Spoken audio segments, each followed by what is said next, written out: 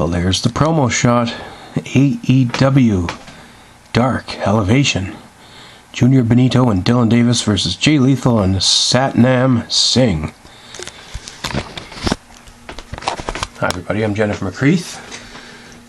It is October 18th, 2022. That wrestling match was held in Toronto about a week ago and just aired on tape delay on the AEW YouTube page. Quite a lot of hype surrounding Dylan Davis and his AEW debut. Perhaps the biggest name in Newfoundland wrestling since Sailor White. And I just watched the match. Wasn't exactly what I was expecting. Not that I really knew what to expect. But the promos led me to believe that this was going to be a serious match for Mr. Dillon.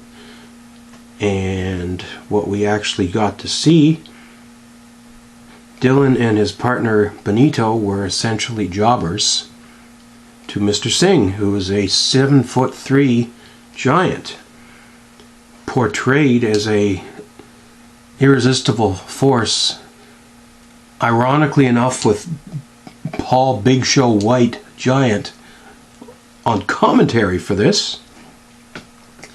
We saw one jobber, Mr. Benito, try to beat up the Giant with no success. Tagged in Dillon.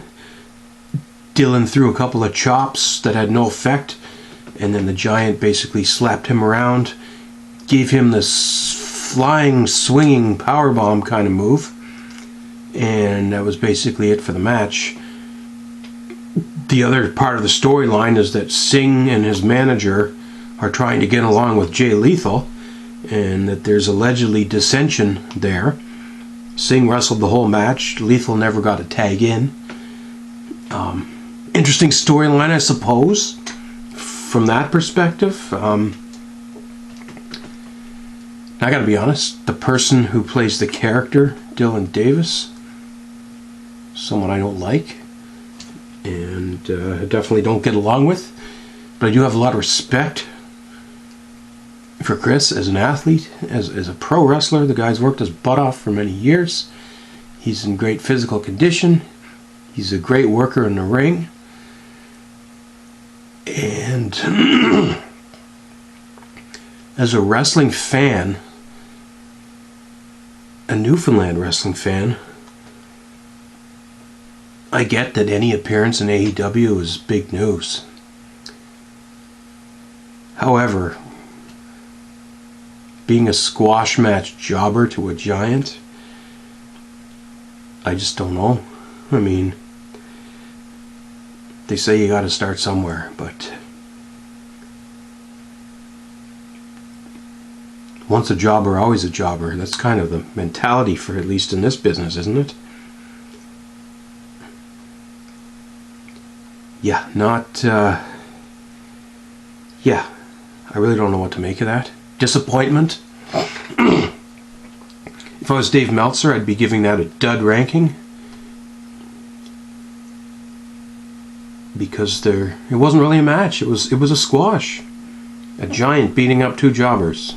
Big deal. Dylan Davis is much better than that, and it's unfortunate that AEW wouldn't recognize that and put him in a serious contest and build him up to be a serious contender. It's not like he's some rookie. This guy's been wrestling for at least 10, maybe 15 years. I've seen him put in 20, 30-minute matches.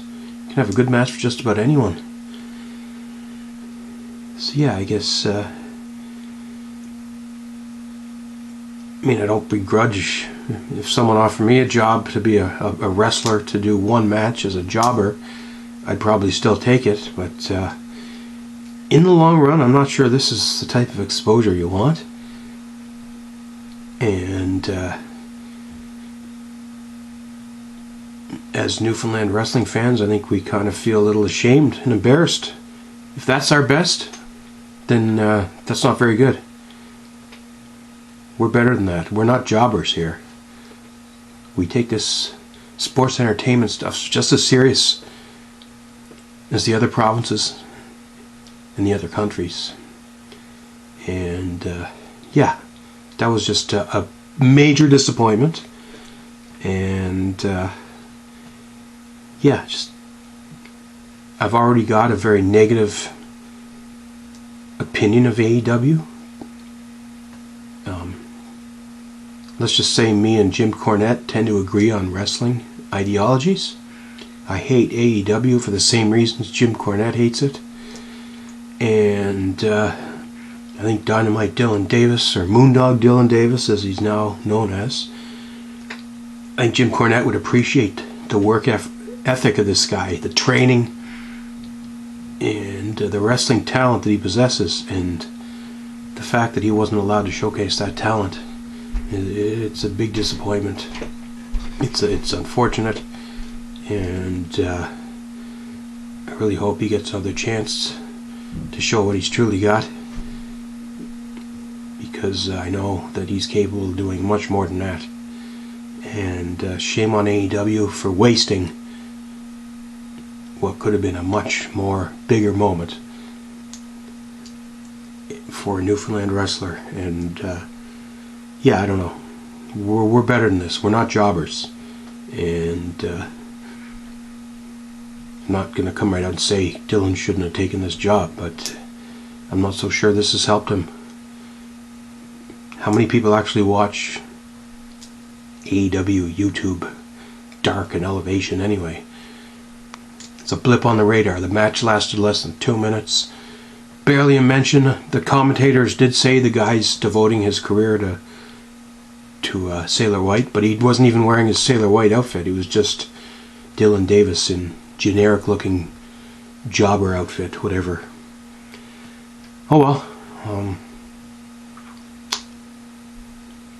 Very interesting, I guess. At least he's made it further than anyone else in this province has since Sailor White. But I just hope that whoever comes along next can do a little better than this. As a fan, definitely feeling disappointed. Oh well. At least it got my eyes on the product. Elevation has been on for almost 2 years. I don't think I've ever watched any of it. So it's the first time I've actually watched a match on AEW Elevation. But guess what? I won't be watching any more of them. Anyway, there's my review of the match. Yeah, if you haven't seen this, don't waste your time. It's not worth it. Just move on. Anyway, there you have it. Jennifer McCreath. And that's my review of this dud of a match.